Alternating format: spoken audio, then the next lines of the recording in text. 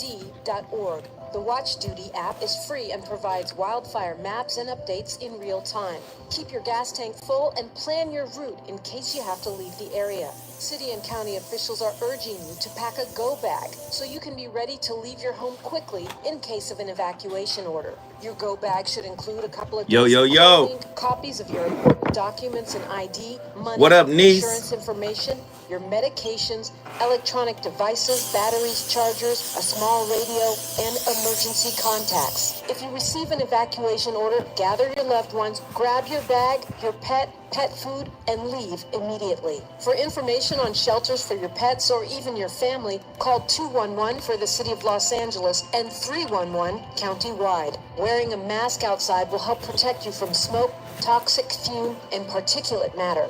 If you don't need to go out, it's best to stay home with the windows closed. Getting to know your neighbors is a great way to stay safe, hit the like button. stay connected, and share resources. You guys are rolling in. Please hit the like button. So reach out and find the assistance you need. Mutual Aid LA Network is constantly updating a Google Sheet with mutual aid resources. You can find it at tiny.cc-malan-fire.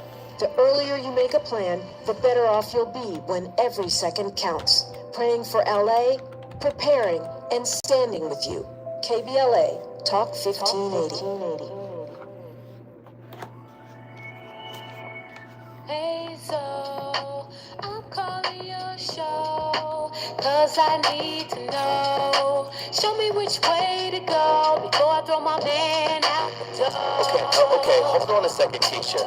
Just let me ask Ronald exactly what's going on, because it takes two to tango, and I need to hear his side of the story. What up? So she's driving me insane, got stress heavy on my brain. She keeps playing silly games, and I'm about to bring the pain. We seem to fuss and fight every day and every night. Please give some advice so we can see the light. See the light.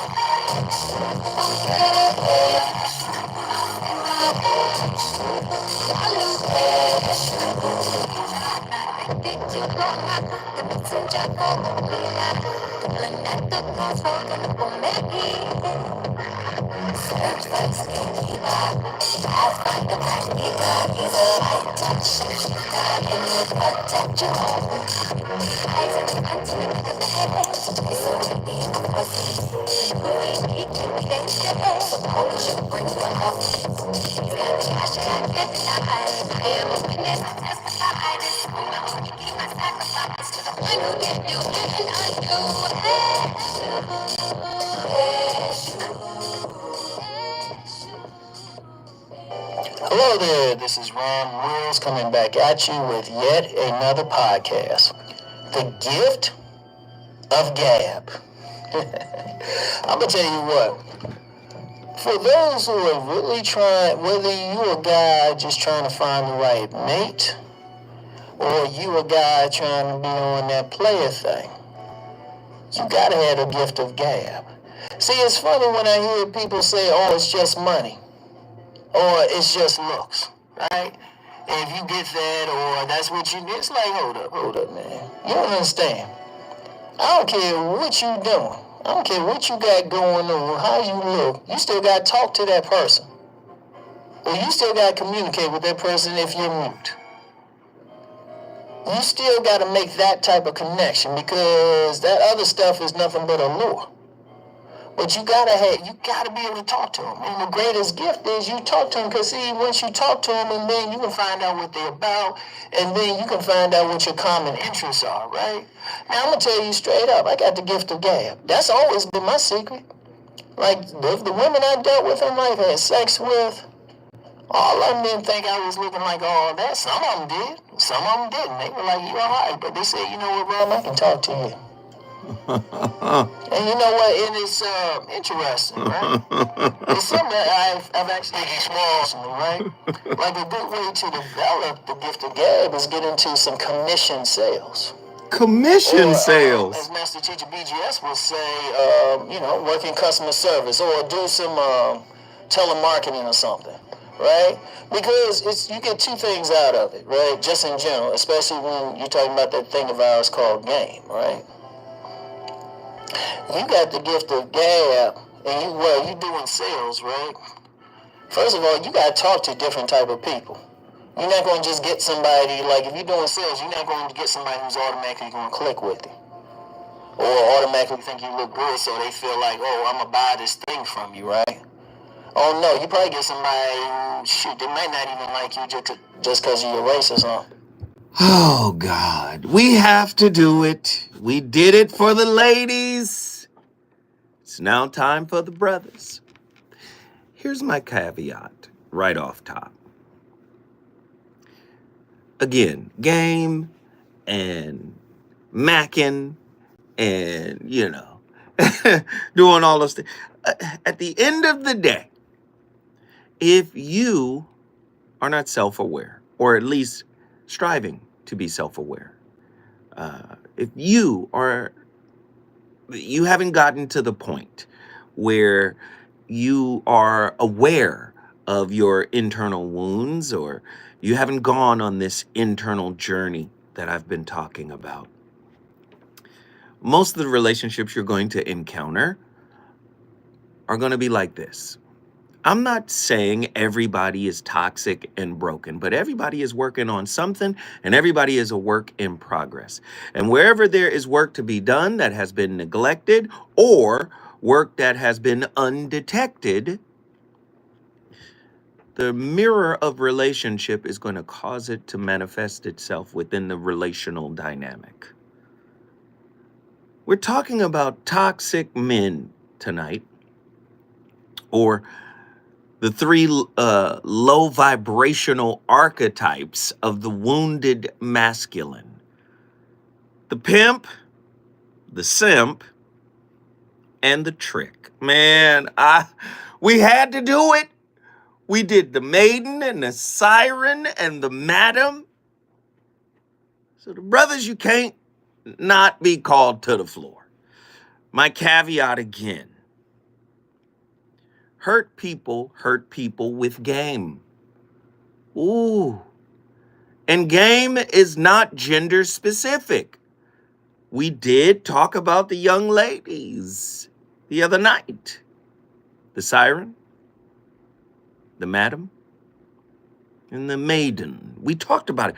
But brothers, we have three low vibrational archetypes as well. The player, right? The pimp, the simp, and the trick.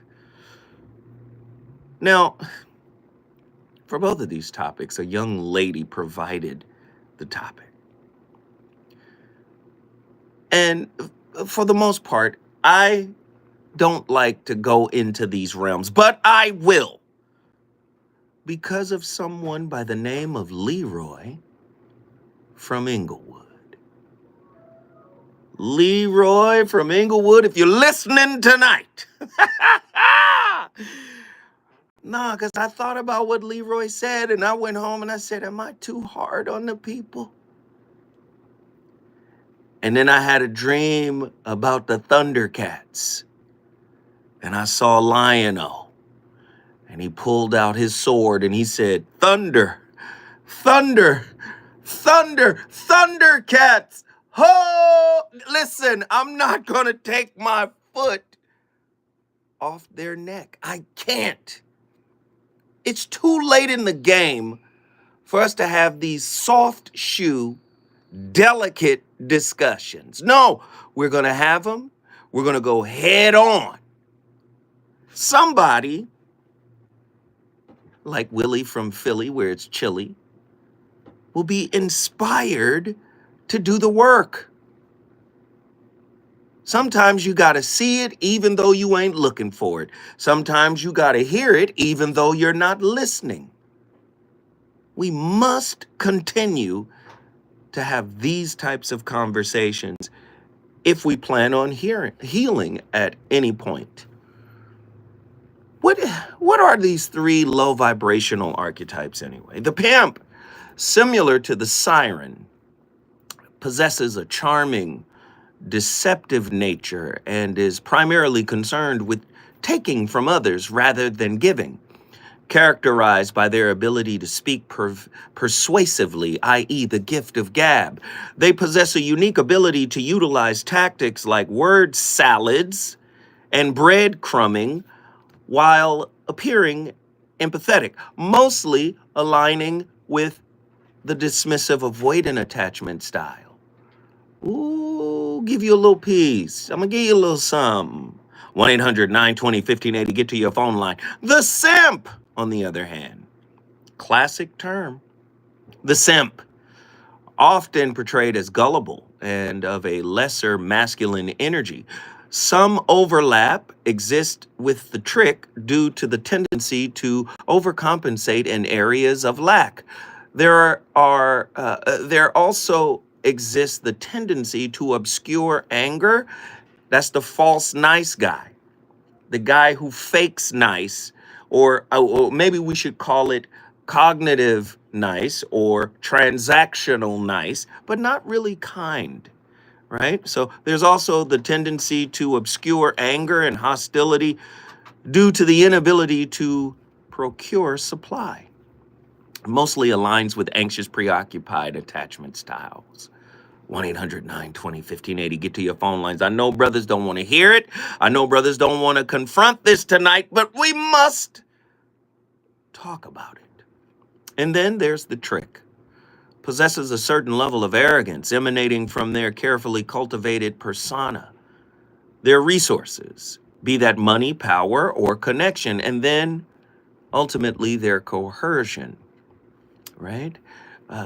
Their appearance of generosity is steeped in transactionalism and a convoluted perception or perspective on reciprocity.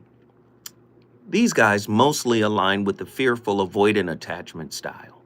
The pimp, the simp, and the trick as trauma responses, a psychological breakdown of wounded masculinity, true or false. These archetypes are not merely behavioral tendencies, but deeply embedded responses, trauma responses that reflect attachment wounds, unmet childhood needs, and survival-based conditioning. Here's the empirical support for that. Studies on childhood post-traumatic stress disorder, CPTSD, and maladaptive strategies. And manipulative strategies, Herman, 1992, suggests that early relational trauma fosters hyper-masculine defense mechanisms that weaponize charm, self-sacrifice, or financial leverage. Brothers, do you want to be honest about it tonight? Call in if you found yourself performing, sacrificing yourself. Are you a trick? Have you been tricked? And was it you who did the tricking? Did you trick yourself into being a trick? Come on. 1-800-920-1580. Question: is toxic masculinity merely an ego defense against unresolved maternal wounds? And do these archetypes reveal men's covert dependencies on women for self-worth? These are real questions for real people who want to have real conversations. The pimp's gift of gab, neuro-linguistic programming, or trauma-induced persuasion. True or false? The pimp archetype is not just charismatic, they also employ something similar to NLP, neuro-linguistic programming techniques, like gaslighting, word salads, and linguistic ambiguity to create cognitive dissonance within their targets. Are men going to call in and be honest tonight? We asked the women to be honest, and they showed up. I'm asking, are men going to call in and be honest? Here's the empirical support. Research on psychopathy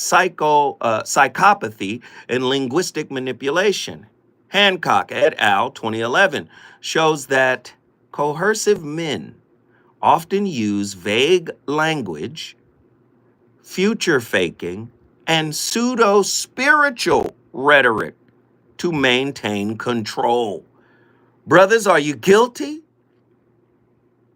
Are you guilty? Do you know someone guilty? 1-800-920-1580.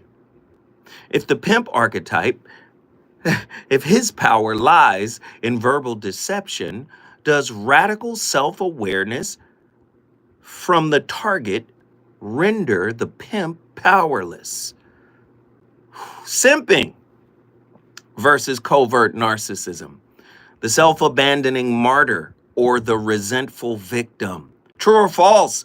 The simp archetype masquerades as altruism, but its underlying attachment hunger fuels covert narcissism, entitlement, and repressed resentment. Here's the empirical support. Studies on anxious attachment styles and love addiction. Barrett, 1997, suggests that self-sacrificing partners often demand compensatory validation, leading to passive-aggressive victimhood. Ooh, goodness. If the pimp's love is conditional, if the simp's love is conditional upon being needed, is their devotion merely an emotional transaction disguised as selflessness? When I come forward, ladies, have you dealt with somebody like this? One of these three archetypes of low vibrational masculinity? I want to know your thoughts when we come forward. The floor is yours. Ooh.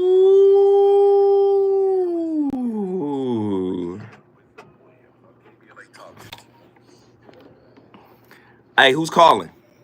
Y'all got to call in. Y'all got to call in. Why y'all quiet?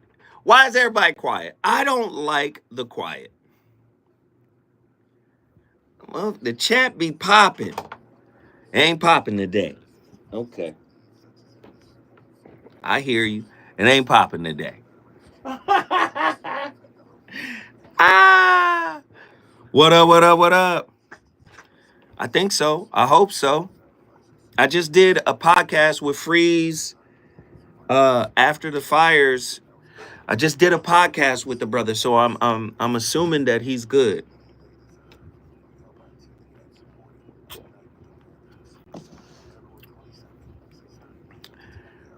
Uh 10 seconds, 21 minutes.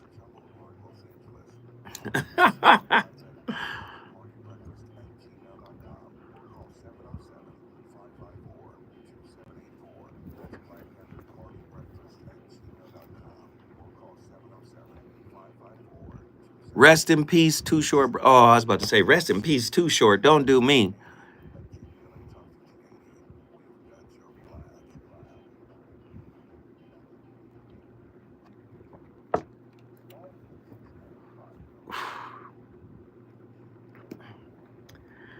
Hey, let me shout out the brother. Hey, Rethinkulous. Yo, man, thank you, brother. Everybody like Rethinkulous's super chat on the channel. Greatly appreciative, brother. Long time no see. Glad you're back in here. Thank you for your support.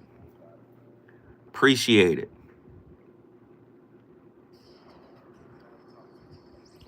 Hey, my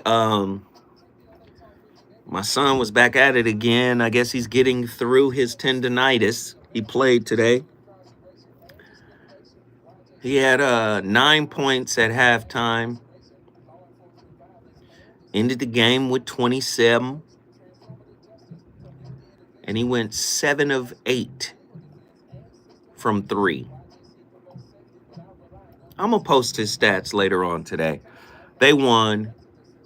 Boy, but when I tell you these games be lackluster, I just be watching and I'll be like, he could have 50. They don't want him to really go off. They be freezing him, icing him out, not passing him the ball. They be dropping his passes. I be like, we be struggling with bums. What up, Lloyd? They finna put you on game.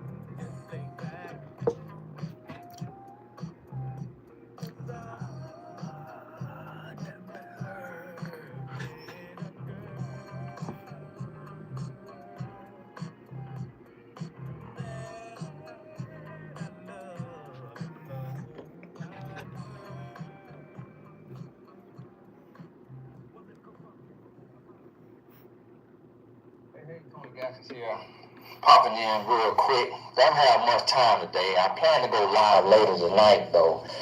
I got a question. Just really, it was talking about the mind tricks that men play, and I want to express this because it really breaks down relationships and it hinders us from we're talking about the men in a relationship, and almost every man does it for a period of time in his grown boy stage. And so it's kind of playing off of the video I did talking about, why men like to control. And you have to really think about this, and you got to understand this, because what a man will do is he will make you feel crazy. He will make you feel insecure. He will ask you open-ended questions. He'll corner you and have you apologizing for something he did wrong. He'll flip the script on you and have you crying when he hurt you. But have you crying out of remorse and apologizing to him for having feelings, for having an intuition, for knowing what you know and not being crazy. He'll have you apologizing to him. And so you got to be mindful of this now, and you got to pay attention to this, because this right here, it'll catch you off guard. And it really plays into a woman's desperation, because typically desperate women fall for the mind tricks that men play. And so a man you can see a message pop up on a man phone.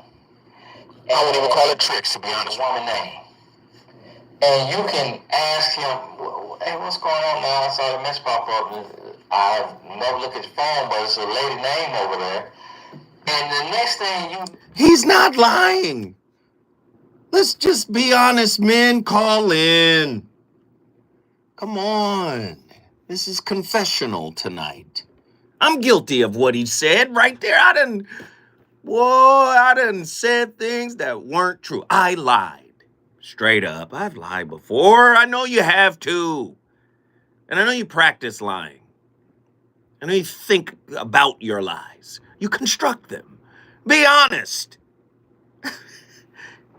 Tony Gaskins is not lying on that point. Now, Andy did bring up a great point, but just like when we were doing the show about the women, we did have a sister call in and she started blaming the men. And I was like, look, this is focused on the women. We want to know from your perspective. But, Andy was like, that goes both ways. And it does. Yes, there's some mirroring in the tactics. But I think what's important about tonight's show is to understand that all of these tactics and maneuvers come from unhealed people.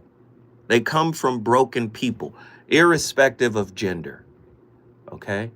They come from broken people. If you sit down and talk to any psychologist, clinical psychologist, they're going to get into your background. And once they get into your background, they're going to be able to create a profile.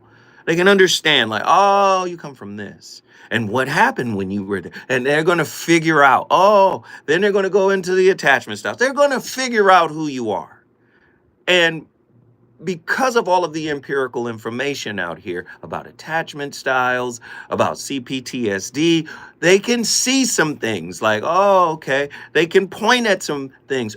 And then they start looking at your behavior, your thought process, the whole 9 yards. You can get read. But when I'm looking at this topic, I'm going, wow, transactional generosity, altruism or ego-based investments. The trick archetype thrives on resource-driven coercion. Come on. Where generosity is calculated leverage rather than genuine giving. Man, when we come forward, the phone lines is cracking. I want to talk to everybody. Let's get it.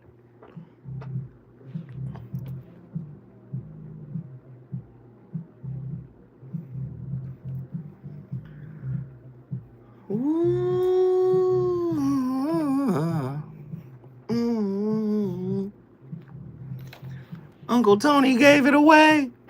Hey, y'all, man.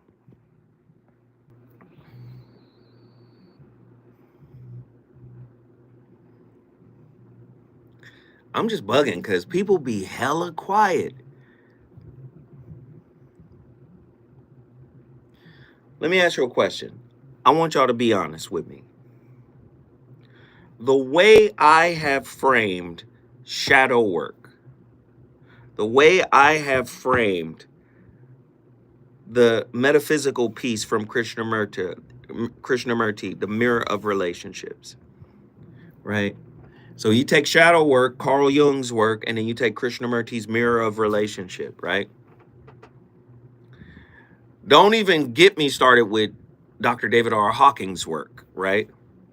The way I frame this stuff, are you now starting to hear other people talk about it who previous to this content, you never heard them say that?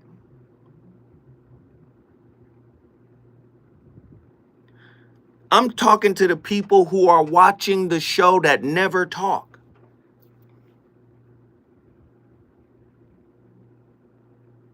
I know they studying the source code. Exactly. I know it's getting studied. But don't nobody want to say, hey, what's up, Zoe? Or let's cite Zoe. Right? Let's cite Zoe. Let's acknowledge Zoe. Because Zoe is the one who made sense for me. Give me a story real quick. Because I didn't create the mirror of relationship. I didn't create that. But I was able to synthesize it across different intellectual ideas, whether it's philosophy, psychology, metaphysics, religion, spirituality, bringing them all together in one cohesive thought. Let me share a story. In 2008, I said, relationship is a mirror.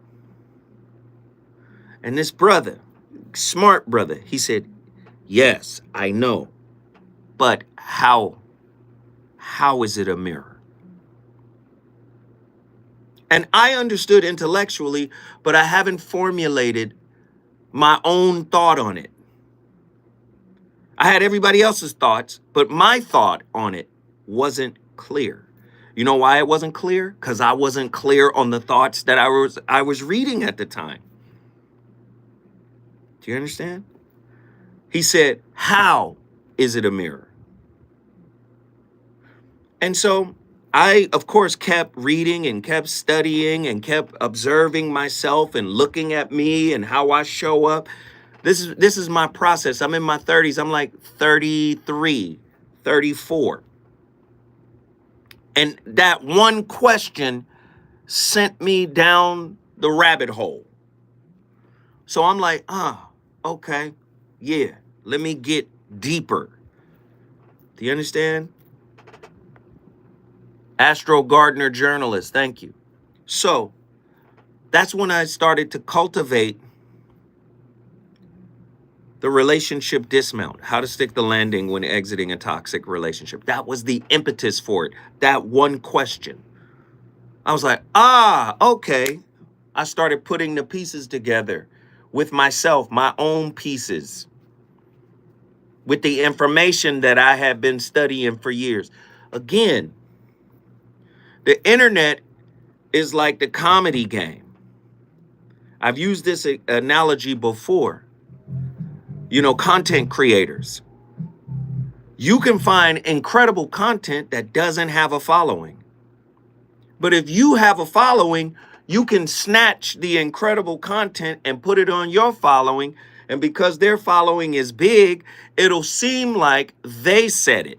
It's their original idea. And a lot of comics, get dinged, So, and I'm peeping, I'm seeing all kind of people. I heard the brother from, what's the tonight's conversation or whatever that is with the youngsters. He was like, the most important breakup you'll ever have is with your parents. I've been saying that for 20 years. Somebody sent me the clip like, yo, they listening. I know. Somebody is clipping and shipping.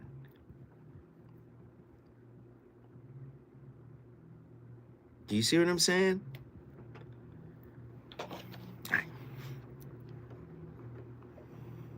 But you understand what I'm saying?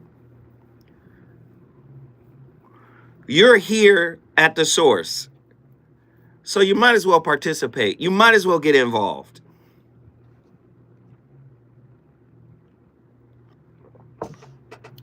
I saw Derek Jackson. Is that his name? Derek Jackson? Never talking like this before. Now shadow work, mirroring his relationship with his mother. He's trying to have you as his, like all that. I'm like, and I'm not saying I'm the author of any of this, but I do know I have an exceedingly unique take. Am I wrong? Is my take unique or no? Y'all tell me if it's not unique, you be like, get the fuck out of here, nigga.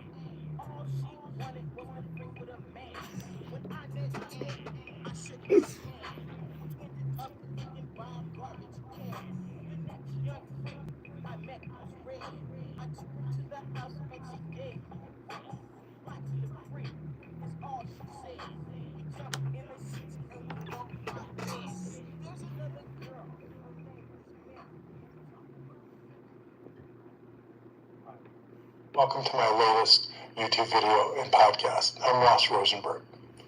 Today I'm going to talk about a concept, a term everyone has heard, but very few have applied to narcissistic codependent relationships, aka codependency is what I have a rename for it, which is self-love deficit disorder, SLDD, and codependent is self-love deficient, or SLD. If you go and buy a car, you can expect a car salesman to be kind of slippery, manipulative, try all sorts of different techniques, personality approaches, tricks in order to get you to buy a car, and definitely not to let you walk out the door until you have a signed contract and you have your new car keys in your hand. And they will do everything and anything. So I use the term car salesman as an analogous term for pathological narcissist. But here's my disclaimer first. My disclaimer goes out to all car salesmen that are neither pathologically narcissistic,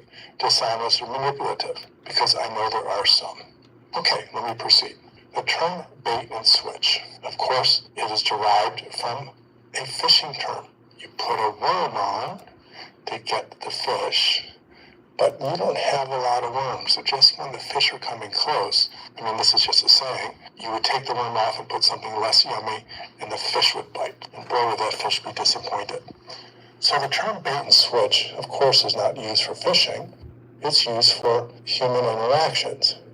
A person that wants to sell you something who is dishonest, manipulative, pathologically narcissistic, or has an agenda that is other than what they present or what you think it is. So the idea of a salesman who employs a bait and switch technique in a car will show you the top of the line car, the car that you wanted, but you didn't have the money, get it with all the bells and whistles, all the extras, nicer tires, nicer interior, nicer everything. And you see the car and you go, oh my God, that's the car I want. And if you are with your partner, you just kind of fall in love with the car because you have been anticipating this car for so long. Like a lot of us, we just don't have money laying around to just buy a new car. That's the legendary Ross Rosenberg, Dr. Ross Rosenberg. He has an amazing book. I've been really screaming from the highest mountaintop, go get it, go get it, go get it. The Human Magnet Syndrome, the Codependent Narcissist Trap. That's his newest book. But I love the Human Magnet Syndrome. Again, that's a callback to the great Krishnamurti, his book, Relationship as a Mirror, or the Mirror of Relationship. I think that's what it's called. And I really think you guys should read both of those books because they give some great insight on how toxicity mirrors itself in relationships, and we're drawn to each other based on the wounds that have yet to be faced. And it's just powerful work, and I want everybody to go get Dr. Ross Rosenberg's work. I like promoting it because I've read it and I've been blown away every time about regarding the insights that I am able to extrapolate from it. We've got callers, but before I get to them, I want to go back to that transactional generosity, altruism, or ego-based investment. Again, this is, so I've talked about this before on previous shows, right? When I say, hey, guess what? Unhealed men want to lean on gender roles. And I'm not against gender roles. In my relationship with my woman, hey, I'm the man. I'm a man. I'm the man. Yes. Men have responsibilities. Great. Yeah. However, I'm more than my gender role. Right? My spirit, my essence, my presence, it transcends my gender role. I come with even more than that. But I think a lot of men will hide behind the gender role because they figure if I can check off the boxes on the gender role, which is provide and protect, right? Be faithful, whatever a man is ascribed to doing within that societal construct, I don't have to look inward and I don't have to do any work. So that gives them the out to become transactional in their generosity. Don't I keep the lights on? Ain't that what Prince Daddy said? Don't I keep the heat on? Did Prince Daddy in Purple Rain? Right? Transactional generosity, altruism or ego-based investment. True or false? The trick archetype thrives on resource-driven coercion, where generosity is calculated leverage rather than genuine giving. The empirical support here, research on transactional relationships and power dynamics, BUS 2003, suggests that individuals who weaponize wealth or status for intimacy often exhibit fearful avoidant tendencies, seeking control rather than connection. If a man's generosity is contingent upon this is hard to hear, because I know people like that. I was raised by folk like that. Come on. If a man's generosity is contingent upon reciprocation, is he truly generous, or is he purchasing compliance? Is he truly generous, or is he purchasing compliance? Trauma bonding and emotional strongholds, how these archetypes hack the nervous system. True or false? All three archetypes manipulate dopamine-fueled trauma bonds, keeping their targets psychologically entrapped through intermittent reinforcement styles. Here's the empirical support on that. Studies on intermittent reinforcement and abuse cycles. Walker, 1979, revealed that trauma bonds mimic addiction, where victims crave validation from their abuser. True or false? If love can be chemically hijacked through trauma bonds, does free will exist in relationships with these archetypes? When I come forward, I'm talking to people on the phone. Let's go.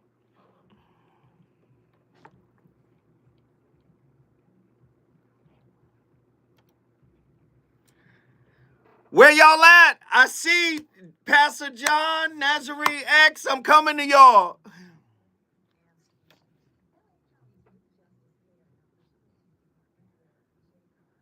We got Pastor John. We got Nazarene X. Hey, there's other folk in here. Where my folks at?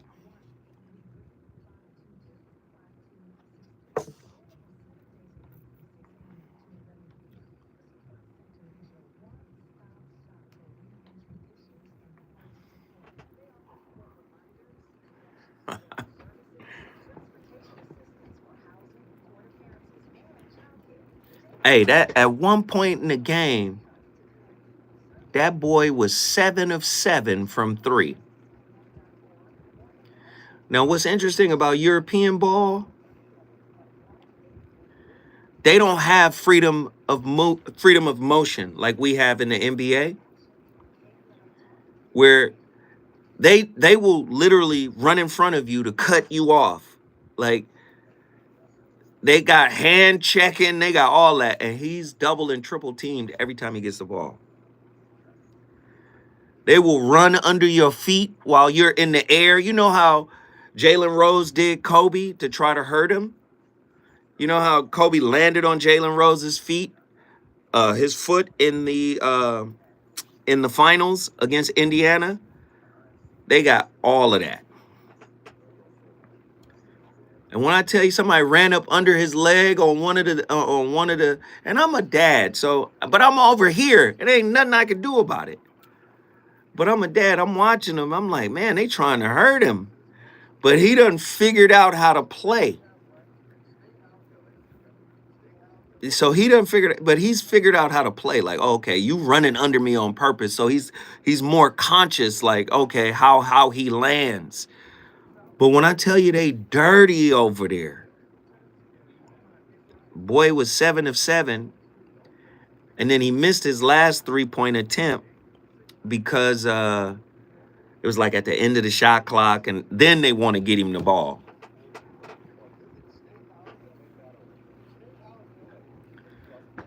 But hey, he balling. I was watching him.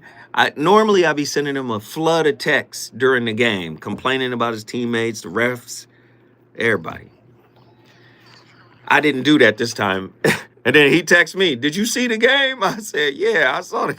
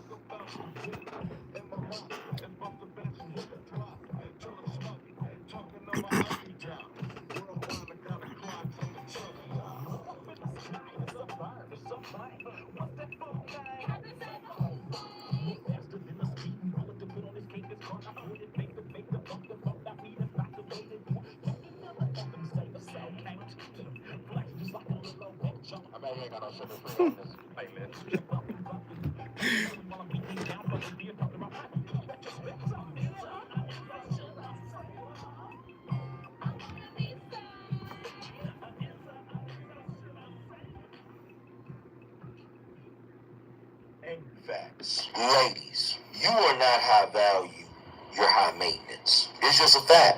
And not only that, but this whole thing about emotional intelligence, what you're really doing is called emotional reasoning, which is when you try to rationalize illogical situations with your emotions, which doesn't work. And then you try to say that men lack emotional intelligence because they won't engage in the same lunacy. Real. Now listen, before the ladies get mad at me, I didn't pick any of these videos. Listen, I didn't pick none of these videos. Woo, this firework tonight. Listen, we got callers on the line. Oh, a young lady picked these videos. That wasn't me now. Miss Attila Phillips from Houston, Texas picked these videos. Okay? Huh? We have to have the conversation. I'm telling you, everything that I'm playing tonight, from the playlist, the questions, the empirical data, the research, the psychological angle, the attachment style piece, all of it is coming from a broken soul. And this is the average type of interaction that people are having.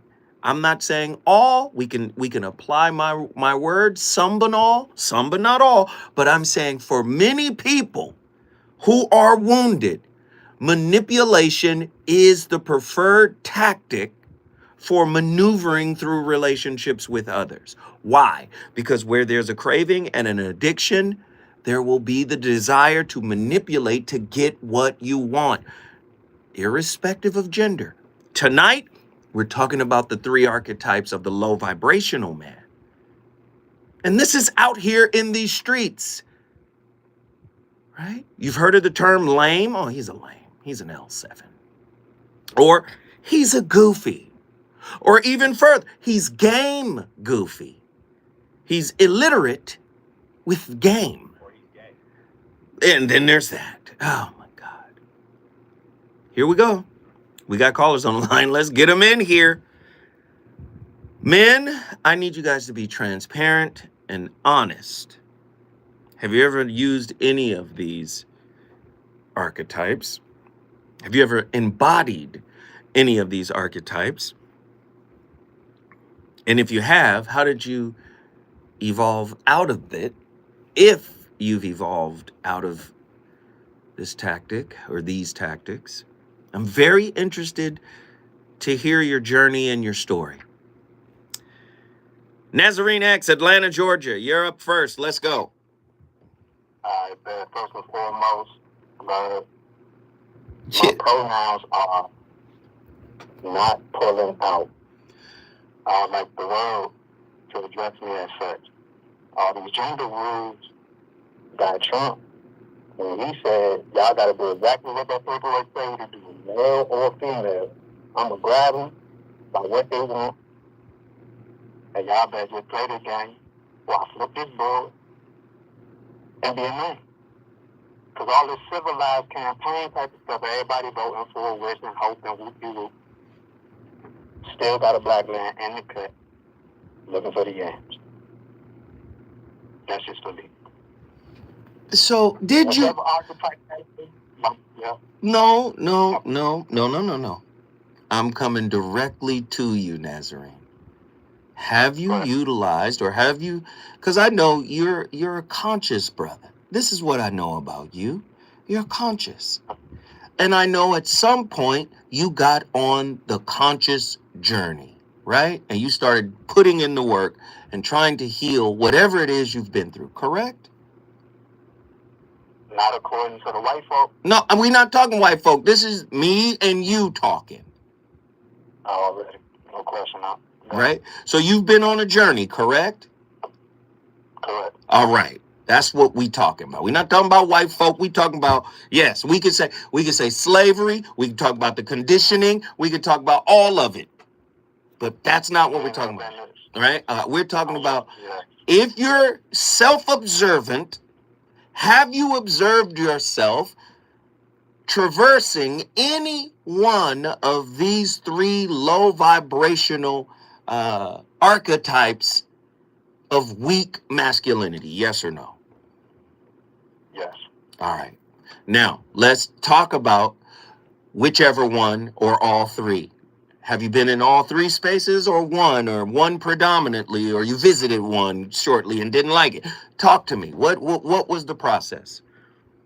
As a soon-to-be 40-year-old virgin, I did not necessarily accurately soak up the definitions of these low vibrational categories. I do, in this pocket, default to already above. I don't care about words so much. I'm willing. So, it's all love. Like, if you could just pick the one that looks the worst, that's me. The one that looks the worst. And that's which one this is? If I have an opinion on, and I ain't on y'all So I'm gonna ask you. Have you ever been a Mac, a player, a pimp? Have you ever been a simp, somebody that's performative, but in a cognitive way, like just really fronting like you something that you're not in order to score the touchdown? Or have you been a trick where you just show up and say, I can afford whatever it is you desire to be with me? Which one have you done? Like, you playing with me right now. You're too smart. I'm gonna catch the jump. I'm on the what's the borderline stupid is the last one that you said. Because you said, I could do this. You thought. Right. You ain't. All right. So you was tricking. Of course. I'm still, what you call Lucky Charms, all that. Oh my God. What you said? I'm over there. I'm with all of the leprechaun in the hood at. So can you purchase meaning?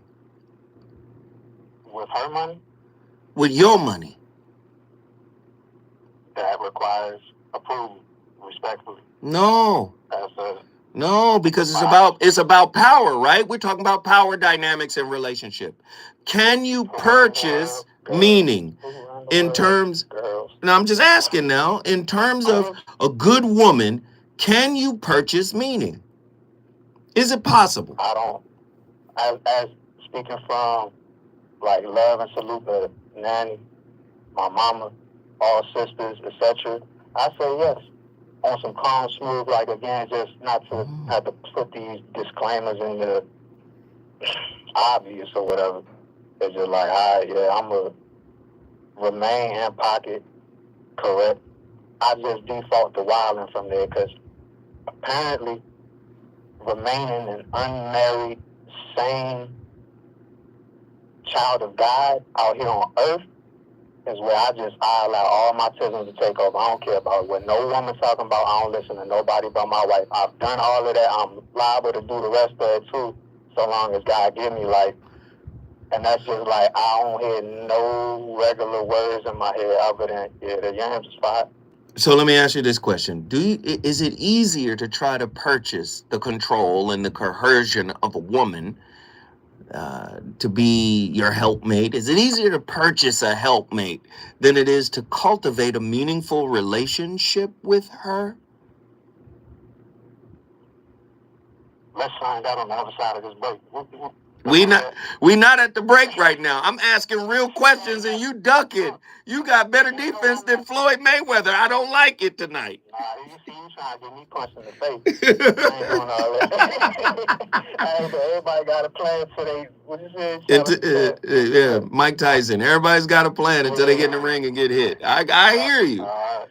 I hear you. I don't know what's the staples and the easy buttons in the air and all of that. Like, again, I am still failing. I intend to keep doing so. So if the easy route is that, I still am. Well, at least, well, you know what? At least I can respect your honesty.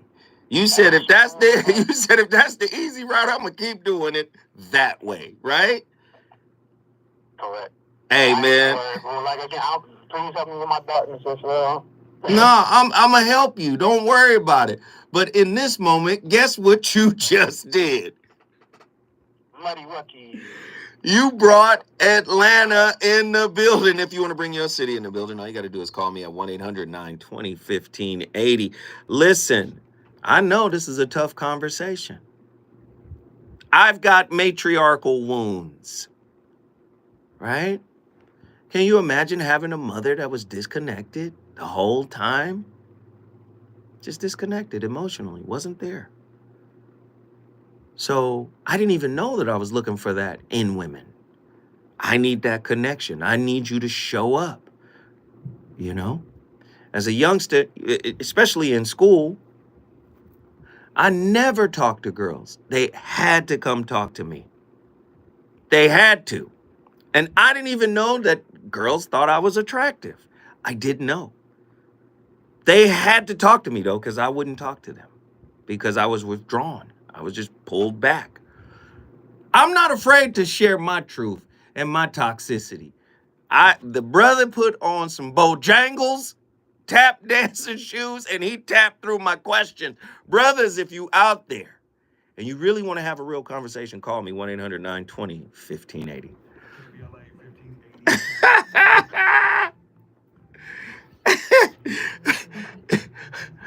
Nephew said, you're not going to get me punched in the face.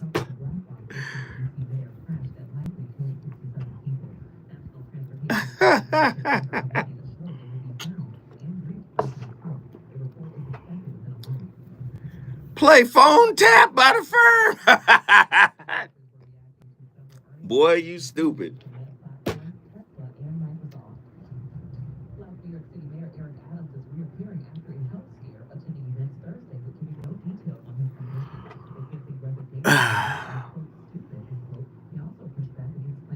No.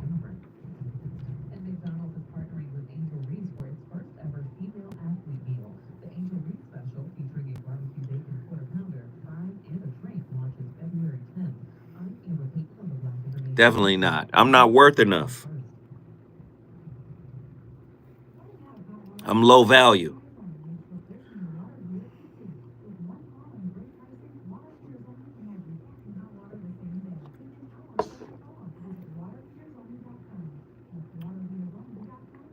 Nothing, Mimi.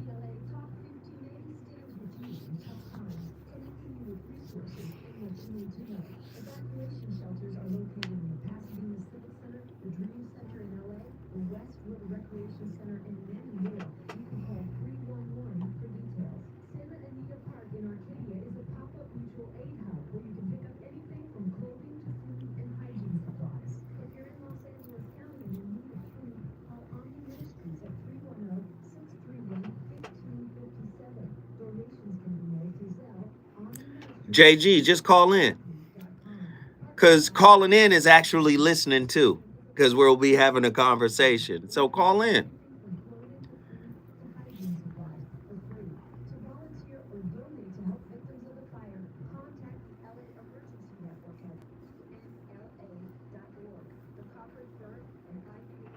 The number is 1-800-920-1580. Moderators, assemble. Please put the number in 1-800-920-1580. Thank you, Third Eye. 1-800-920-1580. 1-800-920-1580. JG, get on the line. 1-800-920-1580.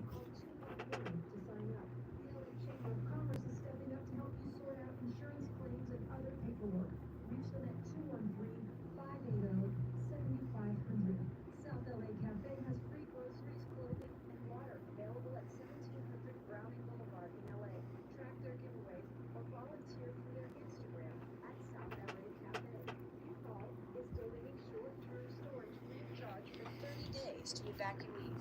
Shelter for small or large animals can be accessed by calling 211. A Blackland College organization is offering support and resources in the Altadena area at the Food Bridge Center at 236 West Mountain Street in Pasadena.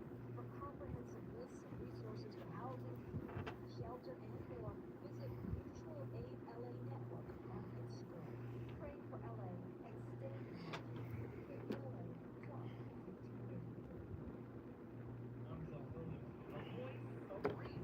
Relationship is in trouble, I'm the dude to call. Has your soulmate become your cellmate? Does black love still exist? What are your bedroom turn-offs? Fantasies and fetishes? Financial infidelity? I'm dating a fat person. Are they worth the wait? Trust me, this gonna be crazy. How about the heavy stuff? The child wasn't his, and he still had to pay child support. It's a very heated topic. How is that right? Mama's baby, daddy's maybe. I just have so many questions I want to ask you. I don't like the kids. There's something wrong with that. Damn! He told me he had a vasectomy. I'm pregnant. Betrayal has been committed. I hit you with a bad touch routine. How does he maintain his humposity? He likes it when it pinches my nip. Why can't you open up, brother? Karate man moves on the inside. They don't show their weaknesses. Yeah. How do you write my name so well? So Williams. Reason and accountability. The voice of reason. Do people who would be considered a dark empath, do they have a higher EQ than an average person? People who, it's an interesting question. I think in a way people who are dark empaths do have pretty solid EQ because they have the capacity to read a person using that really powerful portal of empathy. So they're able to be present. They're emotionally intelligent enough to read the emotion correctly. That must have been really hard. You must have felt betrayed. So they label the emotion. And when our emotion is sort of given the right name by another person, we feel very supported, right? So just they're calling it the right thing. They may not be present in their feeling, and you may not see the shift in their feeling, but they're calling it the right thing. And so I think there's a definite emotional intelligence in that because there's an awareness of someone's experience and what that would be like and what that would feel like, and they lay it out. So I think that that's actually quite emotionally intelligent. And this is why, though, dark empaths, narcissistic people are viewed as somewhat emotionally intelligent. And frankly, in business settings, cognitive empathy works really well. Because they'll say, like, okay, we've read this, and they almost look at things like data. Like, okay, right? Our clients are feeling really unsatisfied. I see this, there's a lot of this. And then they create a strategy around that. That's a great example of something a dark empath could do quite well. Final thoughts on dark empaths? Don't date them. An ideal don't work for them. Dark empaths are tricky, right? They are the poisonous snake that has the same markings as a non-poisonous snake. Ooh. That's it's a dangerous camouflage, and I think that what we all do is we accept empathy like. Dr. Ramani is always going to cook. She's always going to cook. She's a global thought leader in narcissism, and her work is amazing. What's interesting here, the voice of reason is theater, right? Radio is theater, right? And of course, with the advent of platforms like YouTube and Twitch and Instagram and all of these other places, you can now see the radio personality.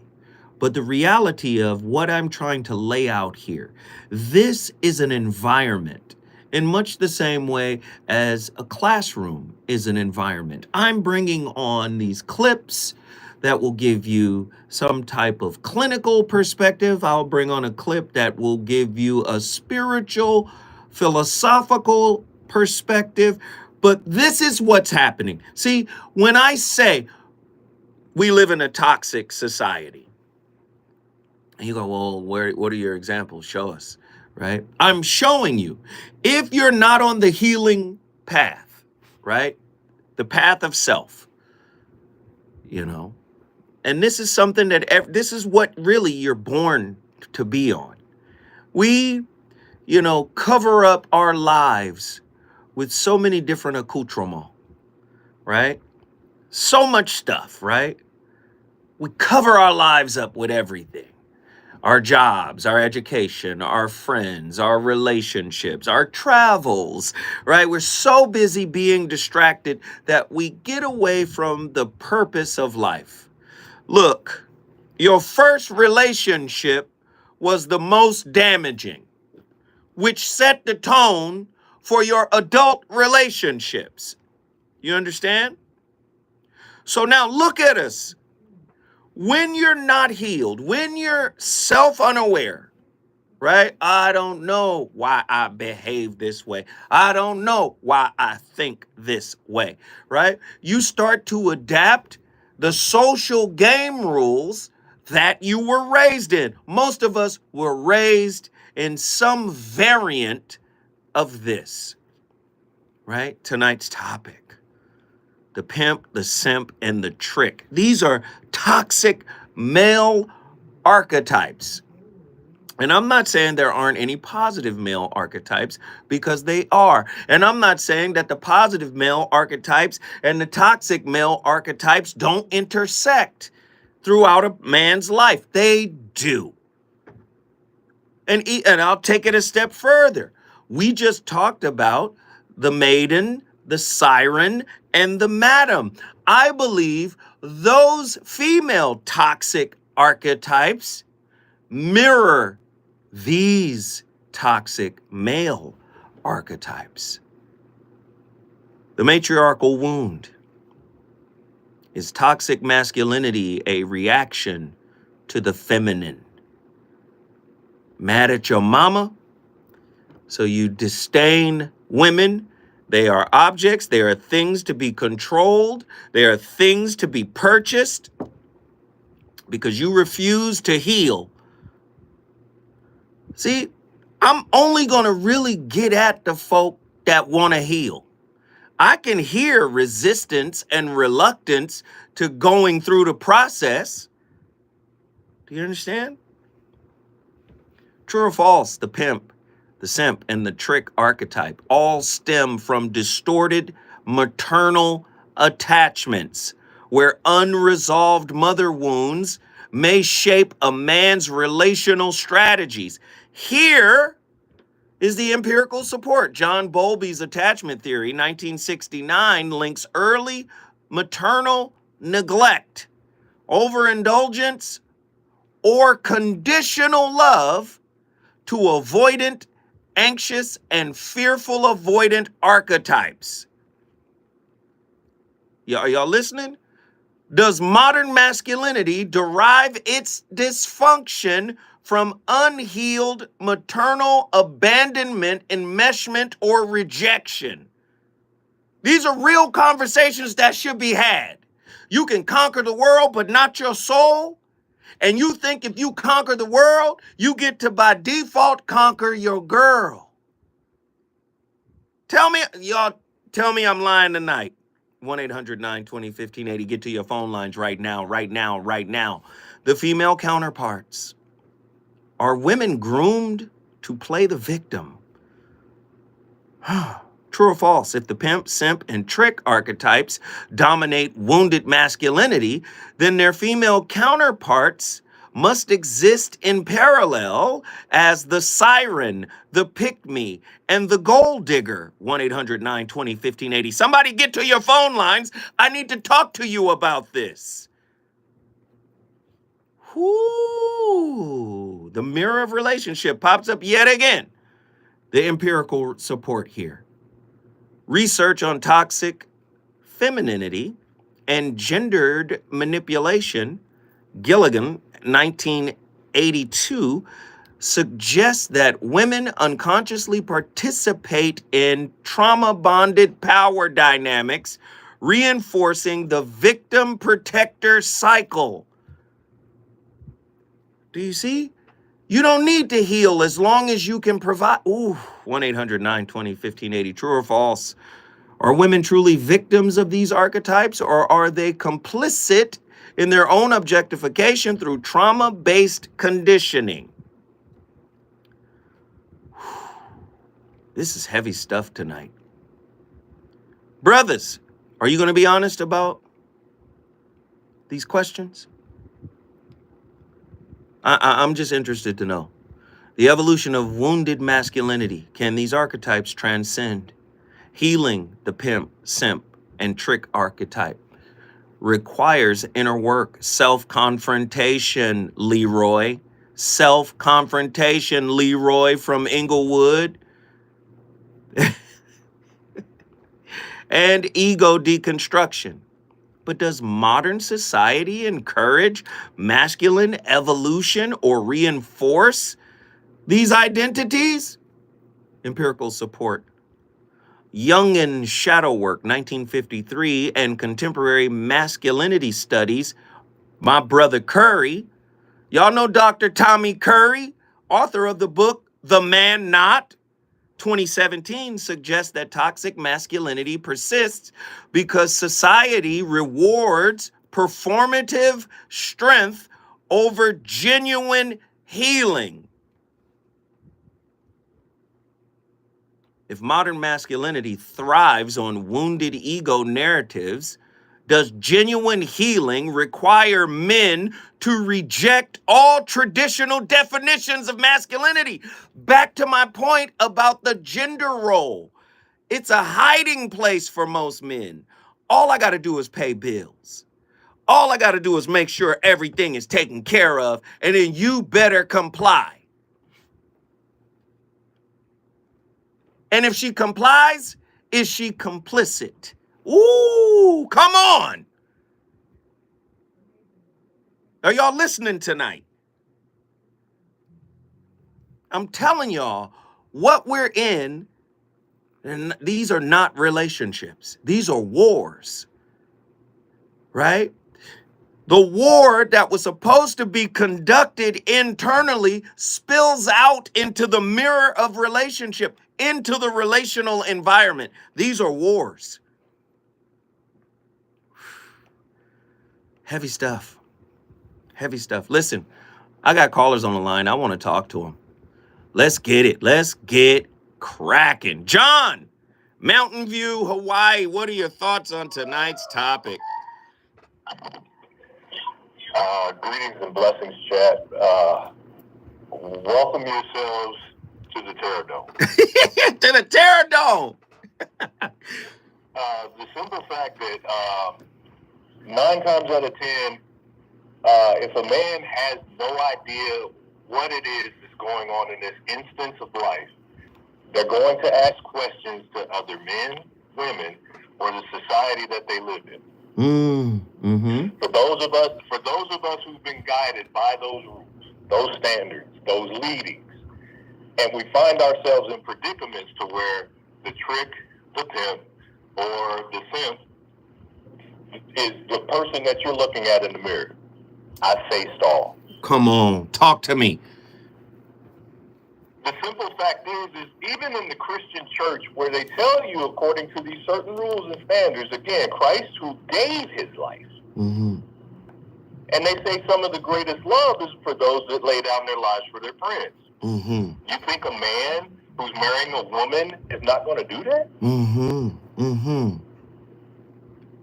The simple fact that even if it gets twisted, because human beings they're going to do what they're going to do. You have no control over that. Right.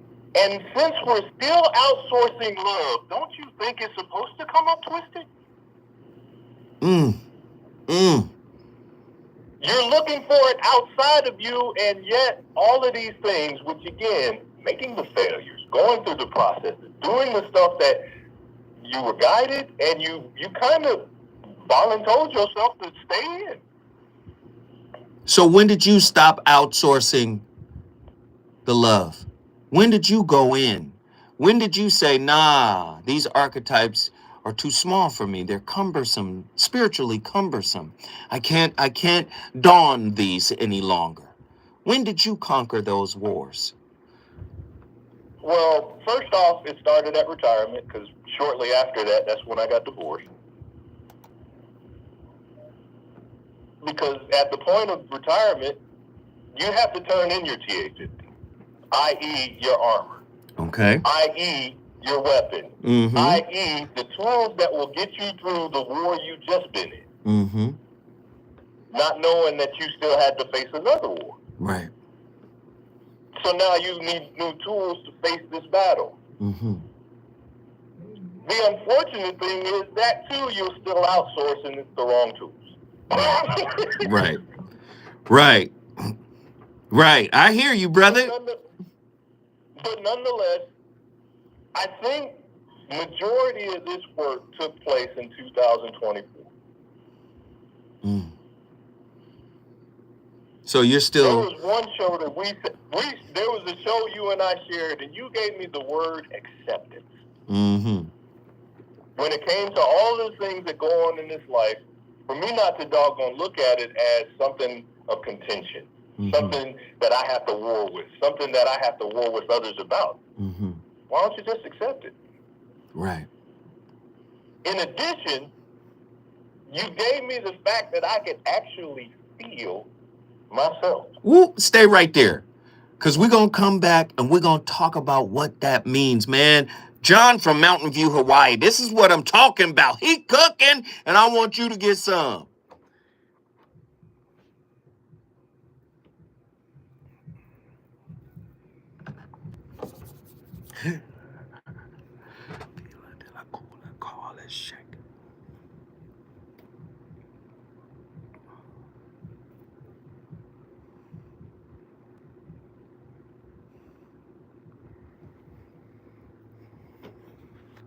Grill him on both sides like you did.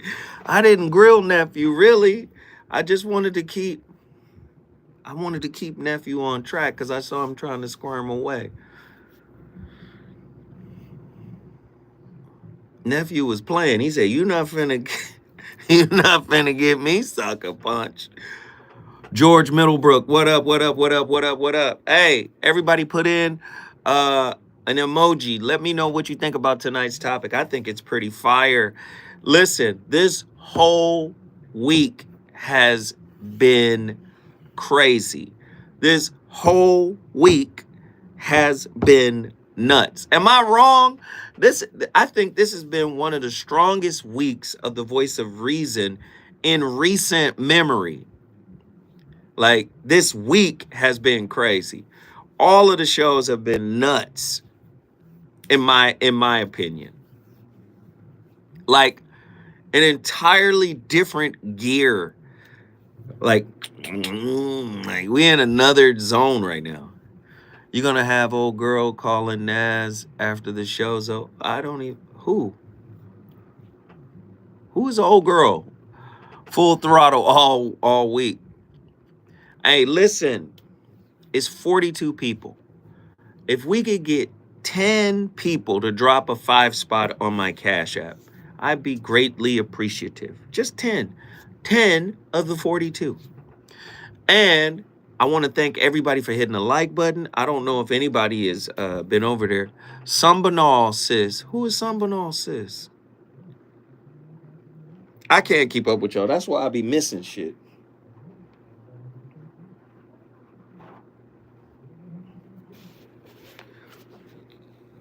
Who is Sambanal sis?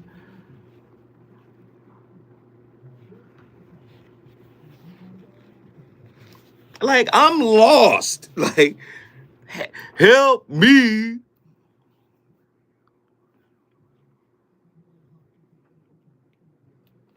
Are there ladies in the chat that have not said hello? please put up an emoji. Say hello. Sin Eaters is still taking up space. Tapped in. I could call back in. Just say the word. No, you had your shot. You my nephew. Listen, I have high hopes. I be like, he better. Detective Buttlick Head. What is going? Let me put my goddamn headphones.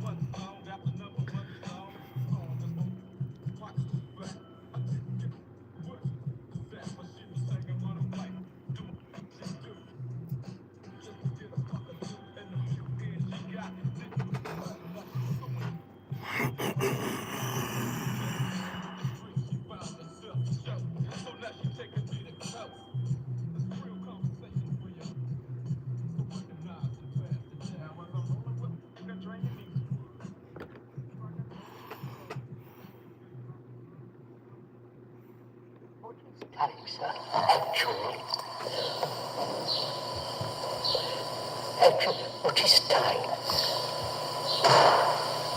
Time is hope. Psychologically. Psychologically. I'm talking entirely psychological. One tends to keep on thinking about it. Let me understood that. Yeah. Time, hope is time. Becoming is time. Achieving is time. Now, take the question of becoming. I want to become something psychologically. I want to become non-violent. Take that for example. That is altogether a fallacy. Yes, we understand it is a fallacy, but the reason it's a fallacy is that there is no time of that kind. Is that it? That there is. No, sir. Human beings are violent. Yes. And they've been talking a great deal, Tolstoy and Lenin, of non-violence. The fact is we are violent. Yes. And the non-violence is not real. Yeah, but we want to become that. Yeah, but see, it's again an extension of the kind of thought that we have with regard to material things. You say, if you see a desert, the desert is real, and you say the garden is not real, but in your mind is the garden, which will come and put the water there. Yeah. So we say we can plan for the future when the desert will become fertile. Right? Now you're saying, now we have to be careful. We say we are violent, but we cannot, by similar planning, become non-violent. Now, why is that? Why? Because the non-violent state cannot exist while there is violence. Bring it in. That's the whole point of the shows that we do. You can't use the same mind that was conditioned by brokenness to be open. You have to abandon, right, your starting point. for the most part. That's what he's saying. The old mind can't create a new reality. I'm going to become this. I'm going to be that, right? For men in this world, when was the time we sat down? When was the last time we sat down and said, hey, let's reevaluate some of the negative aspects of masculinity? Right? Some of them. Let's not act like some of them don't exist, because we are way too ready to point out the negative aspects of femininity. I see men sitting around talking about it all the time. When do you sit down and go, hey, man, there's aspects of myself and my family and where I came from and how I was raised, and having men groups and men circles, like the sisters got sister circles. We should have brother circles where we're actually questioning, man, who am I in this world? The Cigar Lounge is a great place. We're doing it tomorrow night. I'll be there. Relationship Roundtable, 8 to 10 p.m. We're doing a whole fundraiser for Altadena and Pasadena. I've been meaning to say it. I just haven't said it. But I'm simply saying, in context of what Krishnamurti is talking about here, we've got these archetypes that we know all too well exist in our community. As men, when do we sit down and say, hey, let's eradicate that? Right? I'm playing this music for a reason. Music is it's hypnotic, right?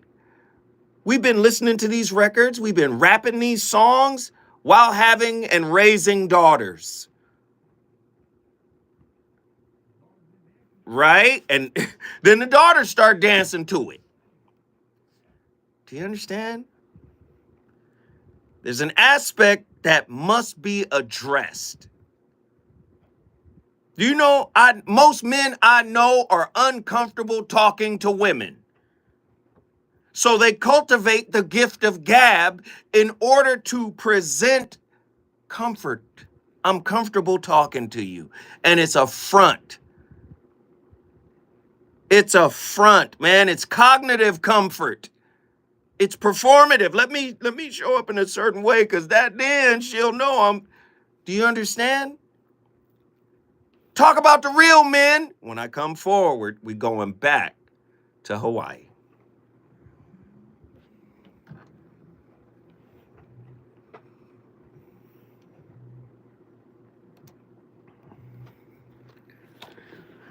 Is this making sense?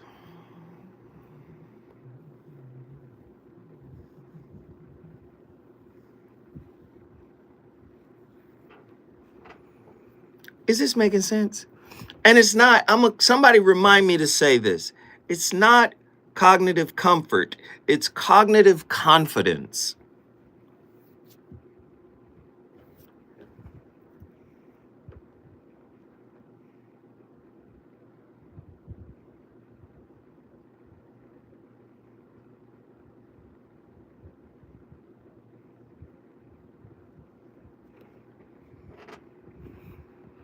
We got 2 Cash Apps, and Zynga and Oberon. Thank you. And Zynga and Oberon. We got 2 Cash Apps. I just wanted to say thank you for those people. For my and Zynga is family. Oberon is new to the fold. You're all family. Thank you, thank you, thank you.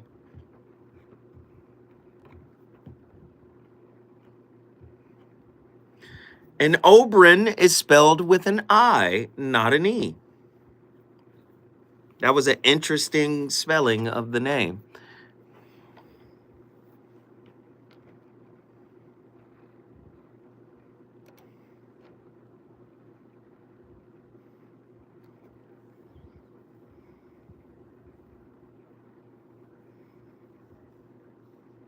Yep. We got 4 minutes. I asked for 10 people to go to the Cash App. We got 2. I appreciate it. True Monger. Thank you, brother. You always support. I ain't heard your voice in a minute. Are you okay? Did you lose your voice? True Monger, you lost your voice? You got year-long laryngitis?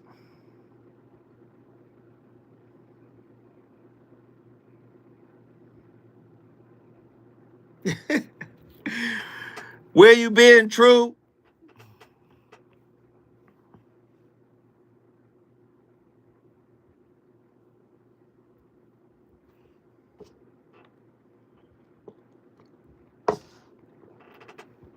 A little bit shaking off. Nah, I could totally understand it, man. Like parts of the South been getting hit with snow. Like on the weather side, this year it's not even a full month yet, and this year has been it's been wild. The weather. Listen, I've been in Southern California for over 40 years. Well over 40 years. I have never seen stupid fires the way I saw these fires. And then I never seen people say, yo, we need to pray for rain. And then a week later, 2 weeks later, rain. See, I'm used to, there was a fire, they put it out. Sure would have been nice if we had had some rain. Yeah, but we're in a drought. Okay, cool. And then a year and a half later, it'll rain hard than a motherfucker. And because there was a fire that got put out, do you see what I'm saying? Like, because of last spring's fires, not all of the foliage grew back and then the mudslides happened. That's what I'm used to. I'm not used to within a couple of weeks. Rain? So we just talking about rain? And I'm used to people talking about rain all the time. Like, yo, Tony. It never rains in Southern. Then it rains? After the worst fires ever? Maybe it was God. Maybe God said, y'all need a break. Maybe. I'll chalk it up to God. But I've never seen it just turn around that quick. Prayer works. Agreed. Suge Mac 510.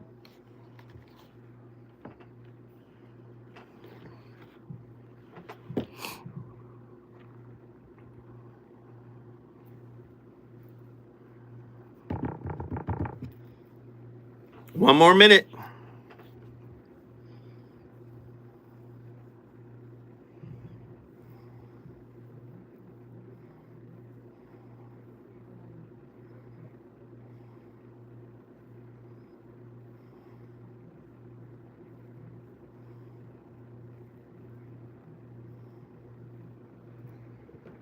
Hey, look at the weather. Look at the air quality.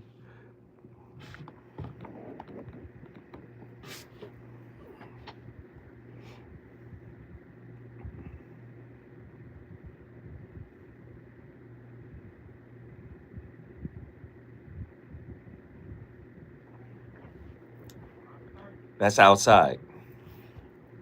This is inside.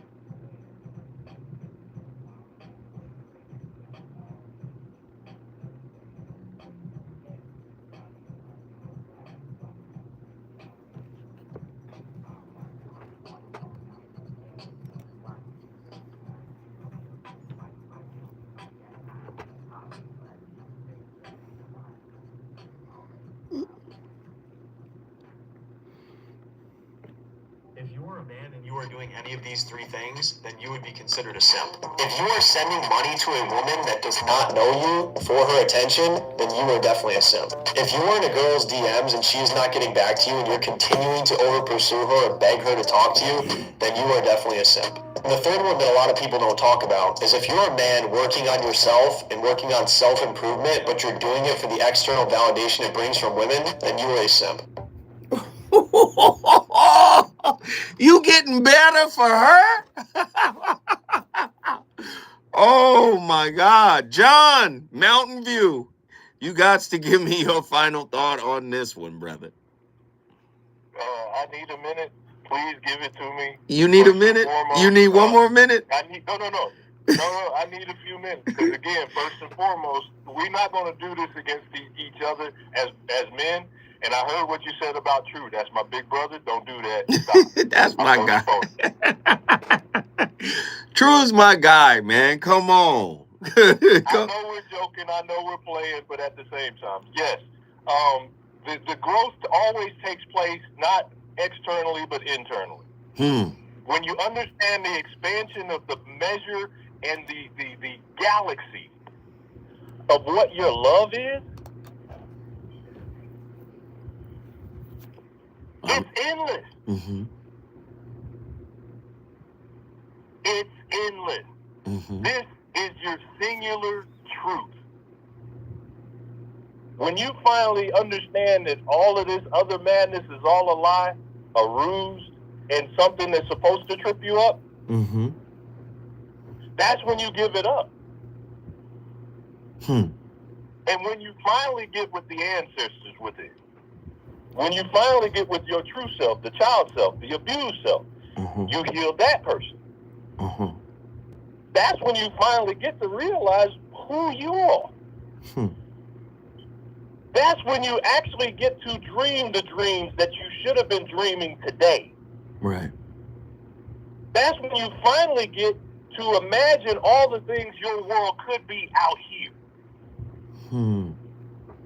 That's what gets you that notepad to have you write things down like, why am I financially illiterate?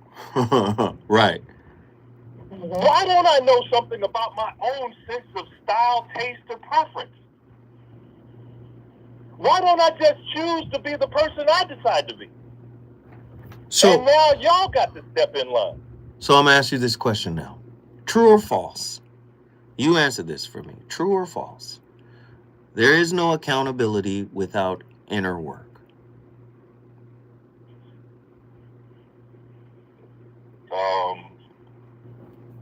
I want to say something facetious, but let me just answer the question. Yes. Yeah. That's true, right? There's no accountability without inner work. Right? And you're telling me that you're on this self-accountability trail right now. Yes. Right. So now, the reason why this is important and the reason why I'm asking it is because oftentimes the apology that never gets said, the acknowledgement that is never presented, sometimes we as men, you've heard it said before, you can only control what is yours to control. Something that is in our control right now is to step up and acknowledge, hey, ladies, women, sisters, anybody I've ever dealt with, I haven't been 100% honest. I haven't been 100% real. I haven't been 100% authentic, transparent. I haven't been 100% me. And I think, because you've seen that, and you tell me what you think of this. You've seen that picture, right, where they show the slave sister that's running to the brother, and she was just abused by the master, and she's coming to the brother for like some type of help and support. I think at some point we got to start thinking to ourselves, like, listen, the new abuse is the record, the music, the content that's being put out there, right? At some point we have to acknowledge and say, you know what, I was burnt out, I was toxic, I was broken. When I created that, yeah. We have to acknowledge what we contribute to this rift between black men and women. Your thoughts? My thoughts And I'll end here with the lyrics to a song that is entitled, I Think We're Past This Now. Ooh, you finna Jay-Z me? No, it's not Jay-Z. We past kneeling. Listen to these lyrics. I'm listening. Go ahead. I can hear the sounds coming out of them, but I just can't be able to comprehend.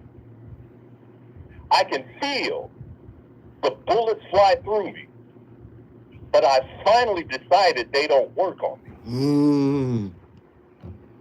And I guess I should thank you for making me examine who I am. And to be able to open up my hand. Right. And again, I thank you for showing me the way to be free. Okay. I got it. I'm with you, brother. I'm with you, Pastor John. Guess what you just did, my friend? Though windy, though storming, and yet at the same time, I still stand. Mountain View's in the house. There it is. Mountain View, Hawaii is in the building. We got callers from all over the country. I want to get them all in. Let's just get them in. Let's get them in. We got JG from West Lafayette, Indiana. Your thoughts on tonight's topic, my friend? Well, first I want to give a shout out to Dr. Tommy Curry. You know, his book was very, very informative to me. Oh, Dr. Tommy Curry, The Man Not. Absolutely. It's an exceptional book, man. And I think it's important to note in that same chapter where he talks about how masculinity is valued. He also talks about how certain types of agental characteristics are not valued in black men in corporate spaces, which is another topic. But I think, goes into this one in some ways as well. I think when you look at, I don't know, just for me personally, I'm a military veteran, and those are the people in my circle. And a lot of us have these type of matriarchal wounds. Right. And one of my best friends, I'll never forget, when I came back from the military, he went to join. And, if I talk to him today, he's the pimpest pimp you ever want to meet. Right? But he was molested by his mother. Boom. Right? And I don't think we've ever been able to really talk about our vulnerability as young black men. Right. The trigger for me was my daughters, right? I got 3 daughters, and they all look like my mother. So when I was leaving the military, and like the last caller said, I was forced to turn in my weapon. And I noticed that my mind was a weapon, and it was aimed at myself. Ooh, go ahead. Yes, here we go. Come on. I'm looking at these little girls who I love, but I'm noticing these little patterns I have, and I have to address it, right? So I start this inner work, like you were talking about. It took years for me to really confront it and work through it. But I would say, like, my best friend, he doesn't have a family, and he's avoiding the families, and I understand why. But a lot of that trauma and pain is at the bottom of that. So, let me, because like I said, Dr. Tommy Curry, he was on my Voice of Reason show many years ago, maybe 2014, maybe 10 years ago. Absolutely incredibly intelligent brother, intellectual giant. And, a lot of his stuff kind of intersects with attachment theory, John Bowlby's work, Mary Ainsworth, and others, of course. What it's calling to me, and I'm listening to what you just said, and what it's calling out of me right now is to say, or is to ask this question to you. Do you think a lot of the a lot of the hate that one has for himself and his woman stems back to some type of resentment for his mother? Is his mother the first one to break his heart, to make him not trust women? Is that what Tommy's work is alluding to? Is that what we're talking about? I mean, I think so. In a lot of ways. I mean, just speaking personally, that was the case for me. You know, and I had to learn to forgive my mother and understand her own heartbreak. Right? And put all of this in context. Right? So now that I understand my mother, I would hear my mother say things as a child. My mother was abandoned by her mother for 15 years, the first 15 years of her life. Keep talking. Yes. I used to hear that, but it didn't click for me until I was almost 25. Right? That's why my mother was a workaholic. Right? And never around. Right? Or put so much energy into relationships that I felt like I'd never seen her by the time I was 18. Right. So now it all makes sense to me as a man, and I'm able to put it in context and not be resentful about it. I think absolutely. And you said what has to happen with your mother? I wanted to hear the word you used again. Forgiveness. Forgiveness, right? Acceptance, right? Where you just say, hey, let me flip it another way, because I love what you're saying right now. Let me flip it another way. Whatever happens to you is being poured into you. Do you agree or disagree with that? I agree. So based on what you just said about mama not being around, or her mother left for 15 years, even though mama was absent, you can pour absence into a child. Oh, absolutely. Oh, man. Hey, stay with me. When we come forward, we're going to get to the rest of these phone calls. We on fire tonight. That's the call I'm looking for. Hey, I'm going to say this and I'm going to end mine, and y'all can feel how you feel about it. Hey, that's the kind of conversation I'm trying to have. Revelatory, revealing, peeling back the fucking layers. Don't think I can't see or perceive the fucking reluctance in the brothers that's on the phone, man. Get in here and do that shit. I'm live every day, 4 days a week. I'm always here.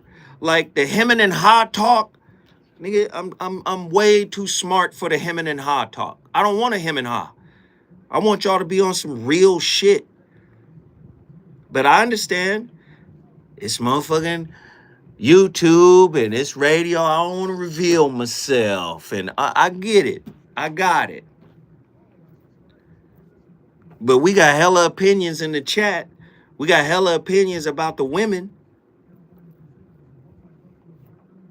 That's right, True. Can't be worried about all that. It's just, hey, let this shit come out.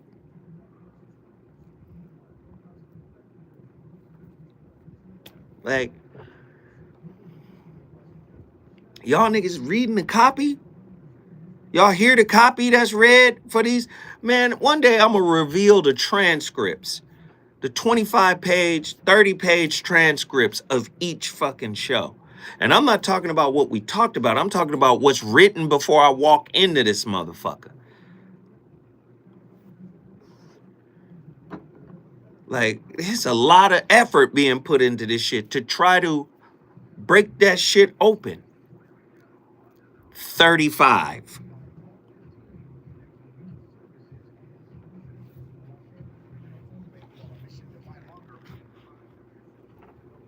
Every day.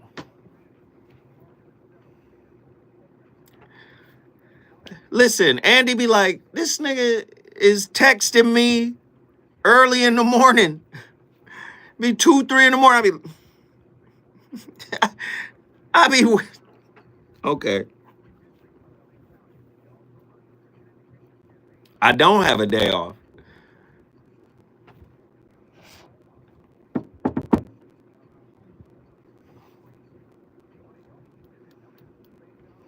No, I appreciate all of y'all though.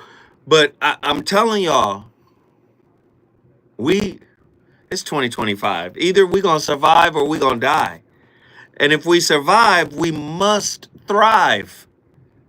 It's not enough to just be alive. If we're gonna survive, we must thrive.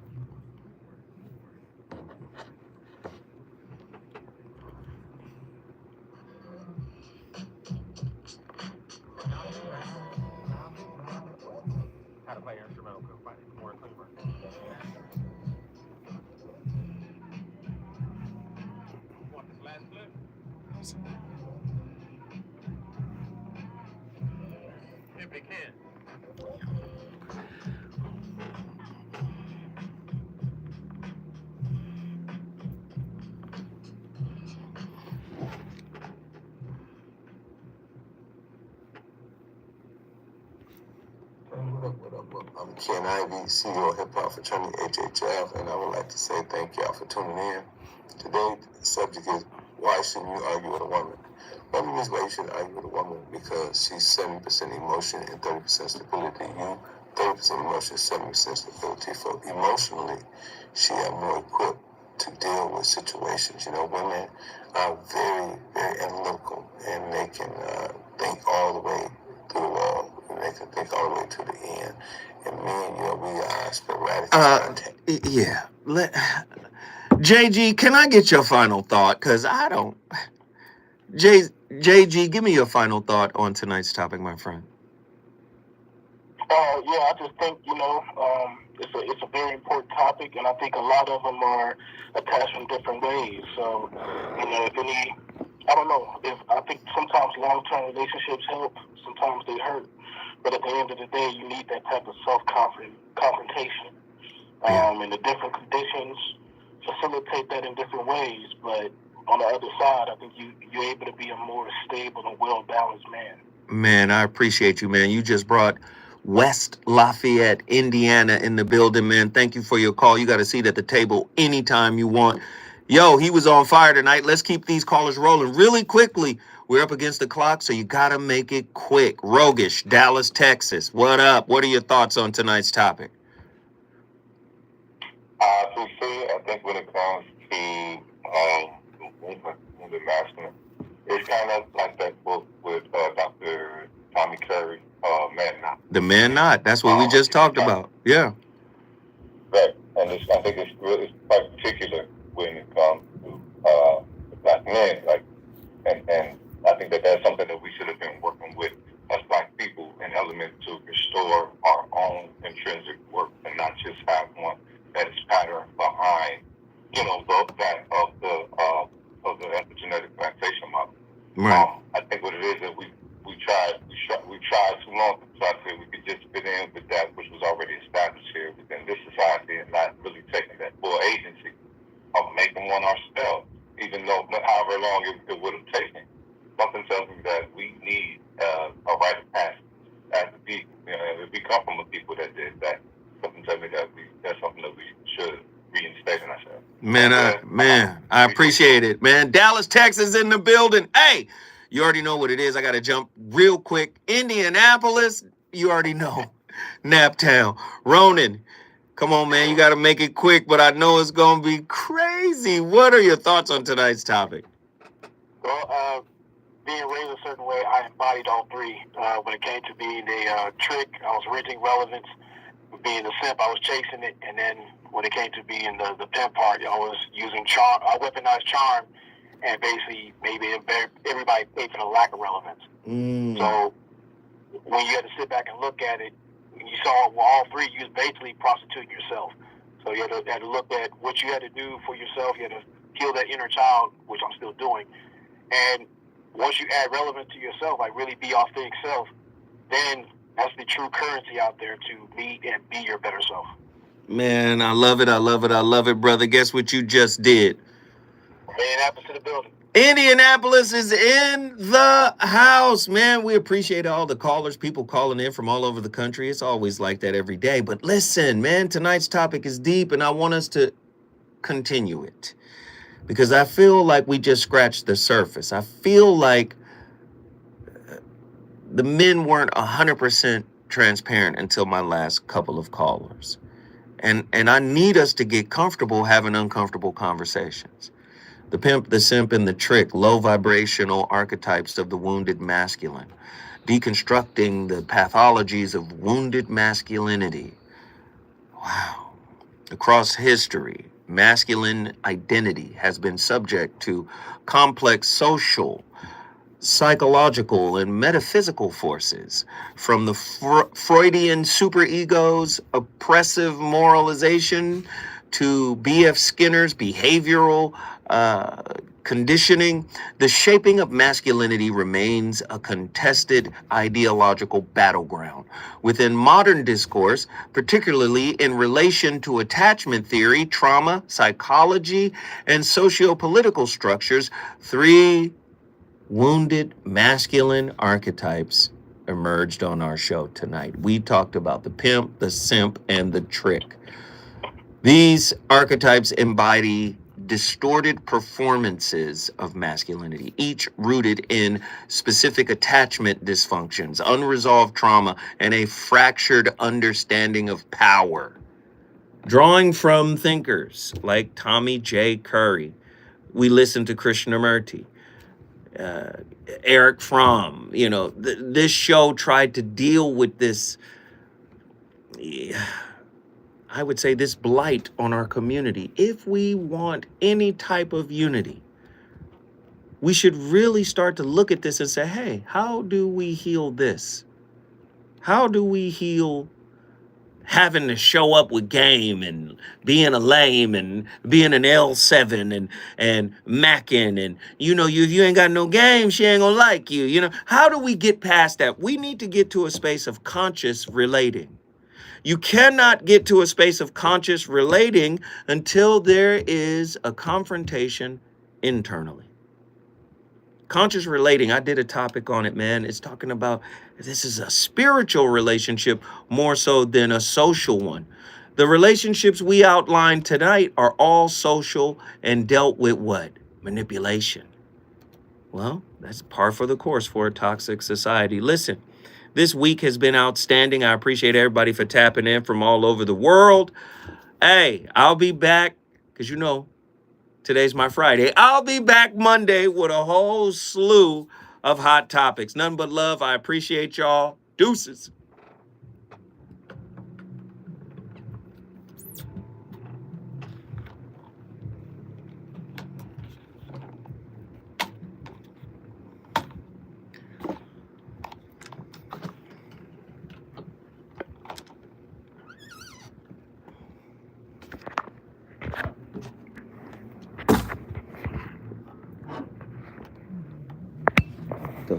What the fizz nut?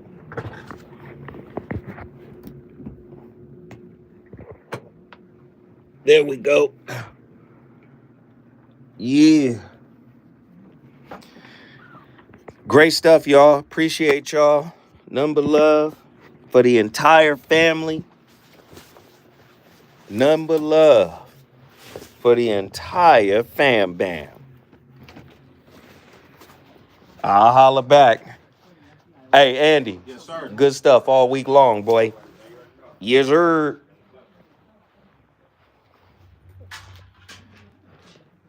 All right, y'all. Love y'all. Holler back. Deuces.